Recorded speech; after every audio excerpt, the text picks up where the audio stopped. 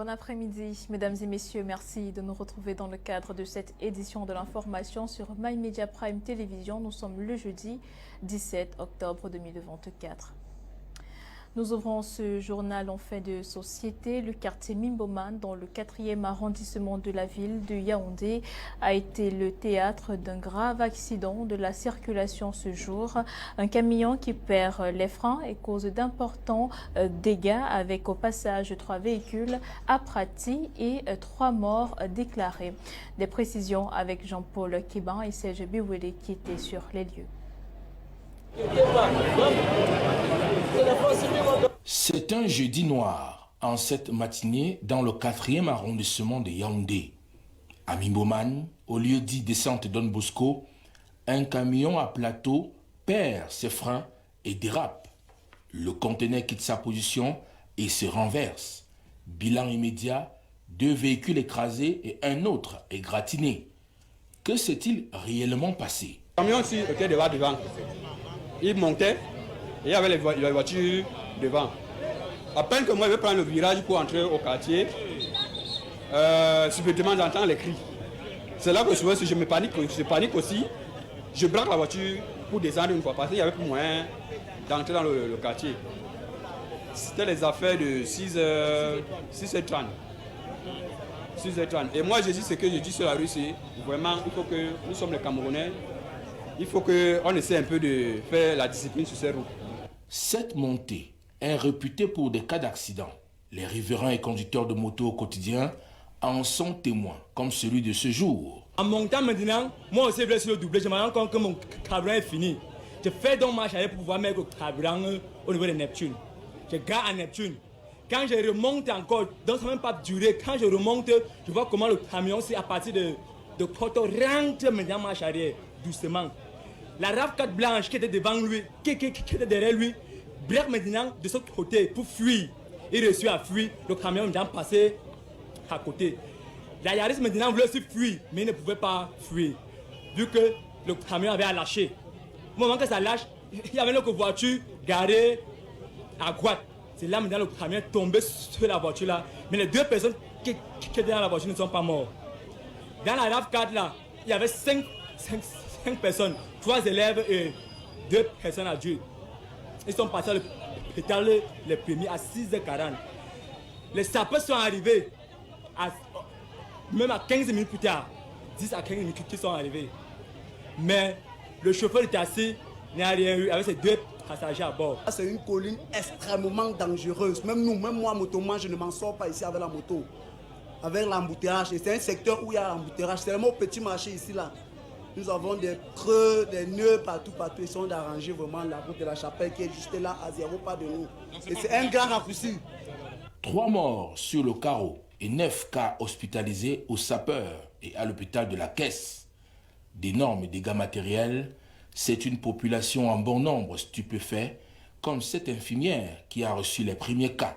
Qui a eu l'accident en route, je ne pouvais pas le garder ici parce qu'il a eu un problème au niveau de la hanche et au niveau de la tête. Donc j'ai référé à l'hôpital de la Caisse.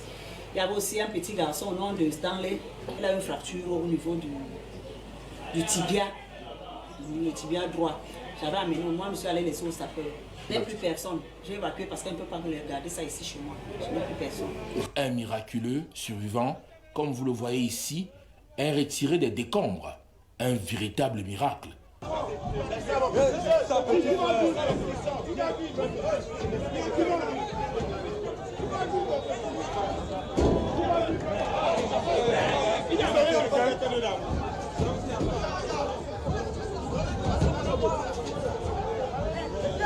y a encore les gens en bas.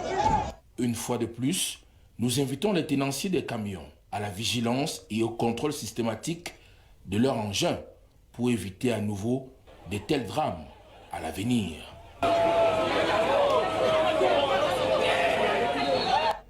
En attendant de revenir sur cette information, la rédaction de My Media Prime Télévision souhaite sa sincère condoléance à toutes les familles attristées.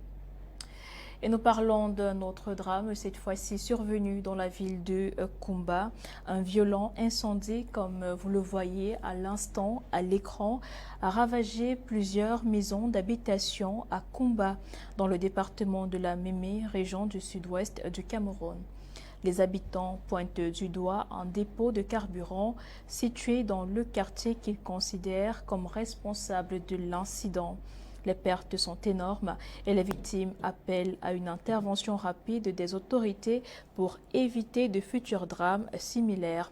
Les enquêtes sont en cours pour déterminer les causes exactes de cet incident. Nous y reviendrons. Et face à la montée en puissance de l'incivisme en milieu scolaire, les autorités ainsi que les acteurs sociaux redoublent d'efforts pour éradiquer ce phénomène, à l'instar du gouverneur de la région de l'ouest du Cameroun, Awa Fonka Augustine, qui appelle à une action concertée impliquant parents, institutions scolaires et même religieuses. Quentin Etapé, Alexis Mbemo. L'incivisme continue de se répandre dans les établissements scolaires du Cameroun, menaçant l'avenir de notre société tout entière. À l'ouest Cameroun, face à cette situation alarmante, les autorités tirent la sonnette d'alarme. Les uns et les autres doivent travailler fort pour mettre un terme à ce phénomène, car notre société est en train de suivre un grand coup. Et si nous ne travaillons pas fort, ça ne sera pas bien pour nous tous. Pour le directeur général de l'Agence du service civique national de participation au développement, il est primordial que chaque acteur prenne ses responsabilités, des parents aux institutions religieuses, afin de former une jeunesse plus responsable. Nous avons donc dressé ces clichés pour pouvoir attirer l'attention des jeunes sur la gravité de la situation et leur donner des leçons pour que cela ne se répète plus et mettre en eux aussi l'idée qu'ils pouvaient être aussi des victimes. Donc, dans cette sensibilisation, ils pourront prendre toutes les mesures nécessaires pour pouvoir d'abord s'autodiscipliner et ensuite relayer ces différents messages. La consommation des stupéfiants, la violence en ce milieu scolaire et toutes les mauvaises choses qui arrivent. Ça dépendait que de moi, c'est qu'on faisait une très grande campagne pour tous les sensibiliser et on mettait les gens derrière eux pour les suivre. La violence, conséquence de l'incivisme, est amplifiée par la consommation de stupéfiants illicites et l'utilisation abusive des réseaux sociaux. Cette situation appelle à une réponse collective et à des actions de proximité, notamment à travers les clubs d'éducation civique dans les établissements scolaires.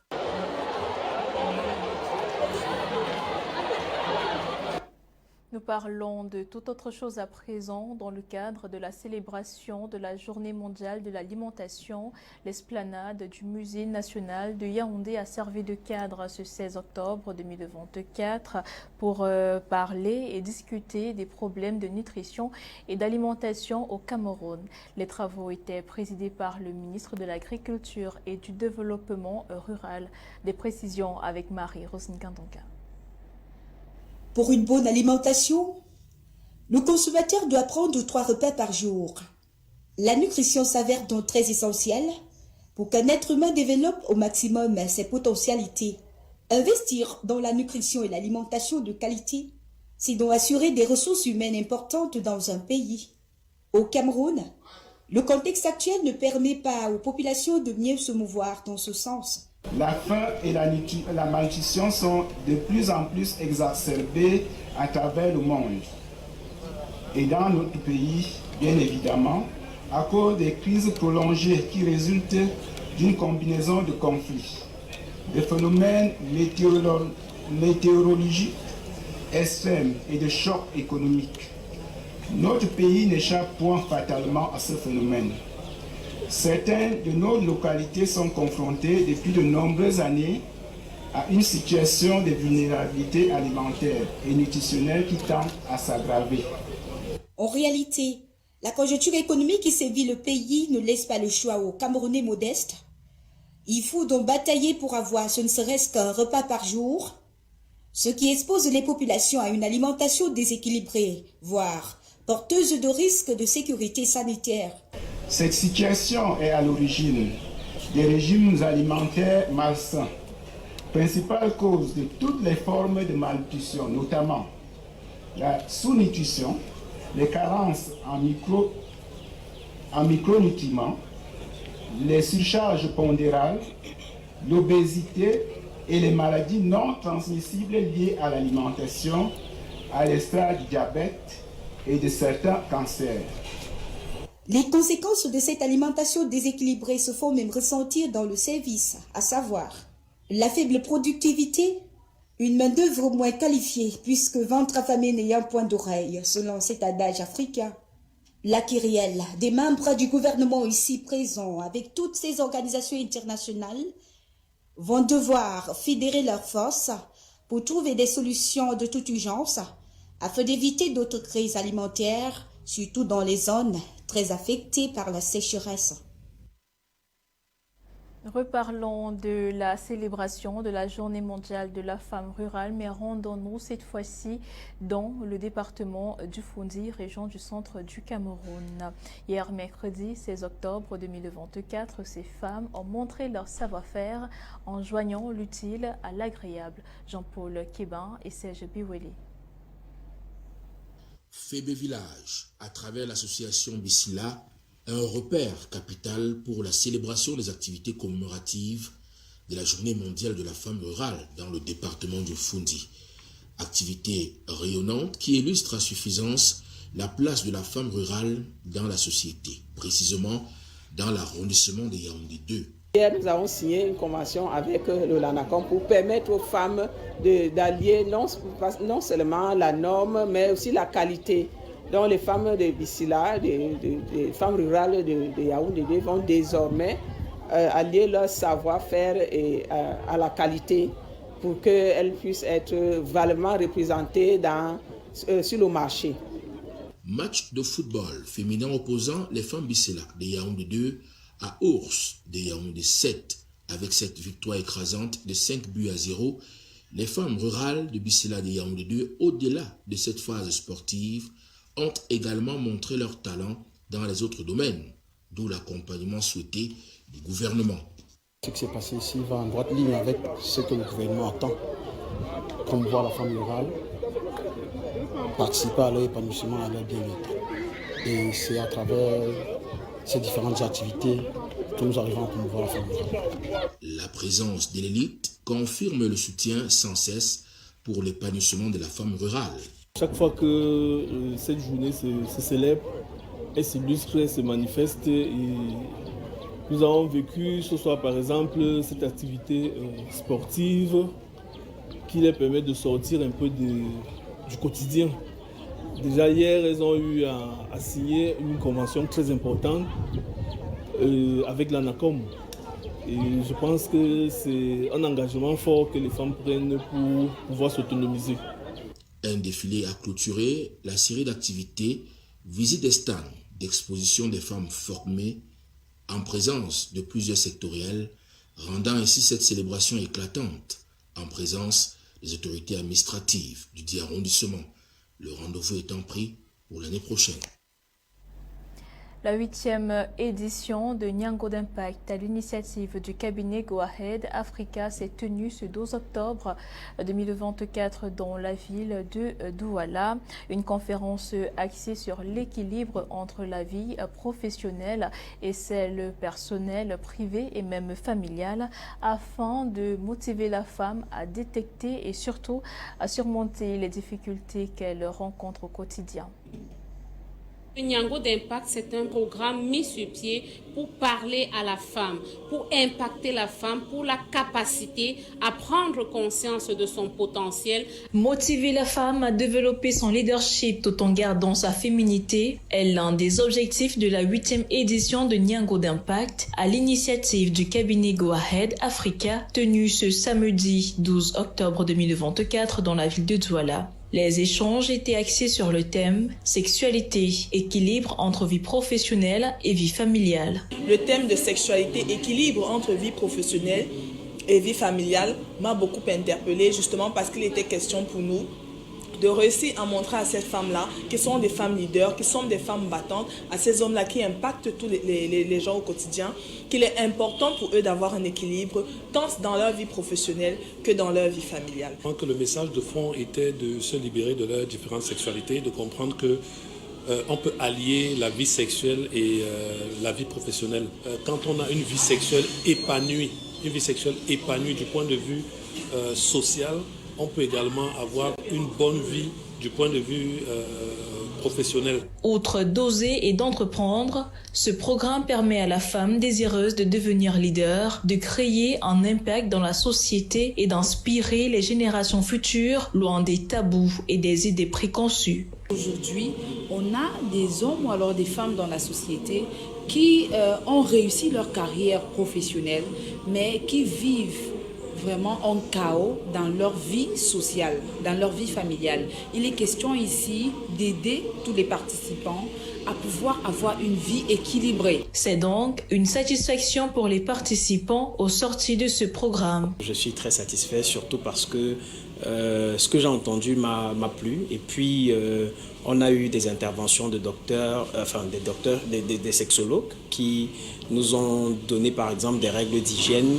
Et je pense que c'est très important. Et puis, je recommande vivement de participer et de venir plus à ce type d'événement. Ce que je retiens, c'est le mot courage. Courage, pourquoi? Parce que toutes les femmes qui ont été présentes à cette 8e édition ont montré qu'elles avaient le courage nécessaire pour chercher à s'améliorer tous les jours au quotidien et justement la volonté, et tout ceci s'est passé dans la joie. Ainsi s'achève la 8e édition de Niango d'Impact dans la ville de Douala, remplie de satisfaction tant pour les formateurs que les participants, plus galvanisés et désormais outillés à l'équilibre de leur vie familiale et professionnelle.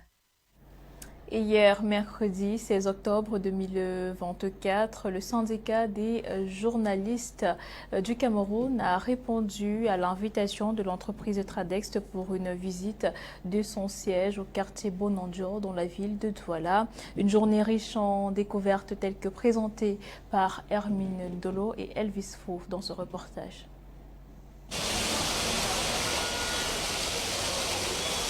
Ce mercredi 16 octobre, le syndicat national des journalistes du Cameroun a visité le siège de l'entreprise Tradex dans la ville de Douala. Ceci à l'occasion du lancement des festivités marquant la célébration du 25e anniversaire de la dite société. Ce joyau architectural nous ouvre ses portes aujourd'hui, premièrement pour en faire une visite, car il s'étend sur 6300 mètres carrés de bureaux et 3200 mètres carrés de superficie pour un coût total de 7,2 milliards de francs CFA. Une visite durant laquelle les journalistes ont pris note des différents départements de la société, leurs différents responsables, mais également la beauté de l'infrastructure et la qualité du management. Et nous sommes honorés au syndicat national des journalistes du Cameroun d'avoir reçu cette invitation. Généralement, les entreprises s'adressent elles-mêmes aux médias ou aux confrères. C'est une marque de respect et une marque de confiance que vous nous faites de nous accueillir aujourd'hui pour nous présenter vos locaux et nous présenter ce que vous faites. Nous sommes honorés et nous vous remercions de cette marque d'attention vis-à-vis du syndicat et vis-à-vis de la presse. Durant les échanges qui marquent la seconde partie de cette invitation, on apprend que Tradex est également 25 ans d'insertion sur toute l'étendue du territoire camerounais, avec au total 81 stations-service et des challenges à relever au quotidien. En même temps que les lions indomptables, ou après les lions indomptables, il faudrait que dans le subconscient, tout le monde pense, quand on dit Cameroun, qu'on pense d'abord Tradex. Donc nous allons camerouniser l'Afrique pour qu'on puisse comprendre quelle est notre stratégie. Les parts de marché Tradex, il faut déjà vous dire que globalement, nous sommes aujourd'hui le deuxième marketeur. Au niveau du réseau, nous oscillons entre 21 et 22% de parts de marché. Et c'est à peu près le même pourcentage que les consommateurs. Les consommateurs, pour ceux qui ne savent pas, c'est des clients comme SABC, la Lucam, Néo et autres. Nous sommes également deuxième de ce côté-là. Et surtout, le point le plus important, la célébration de son anniversaire le 18 octobre prochain, avec au menu une remise de médailles d'honneur du travail aux employés. Par la suite, une série d'activités, des journées portes ouvertes les 25 et 30 octobre prochains et la grande tombola géante en mi-novembre. Une rencontre qui se termine sous une bonne note, avec la satisfaction des journalistes qui apprécient la transparence de l'entreprise Tradex et lui souhaitent 25 plus belles années encore. C'est avec cette information que nous mettons un terme à cette édition de l'information pour le compte de cet après-midi sur My Media Prime Télévision. Mesdames, Messieurs, merci de nous avoir suivis. Restez en compagnie de nos programmes qui se poursuivent avec l'édition de l'information en langue anglaise à 18h30 exactement. D'ici là, portez-vous bien. Quant à nous, retrouvez-nous demain même heure pour une autre édition du journal. Bonne soirée et bye bye.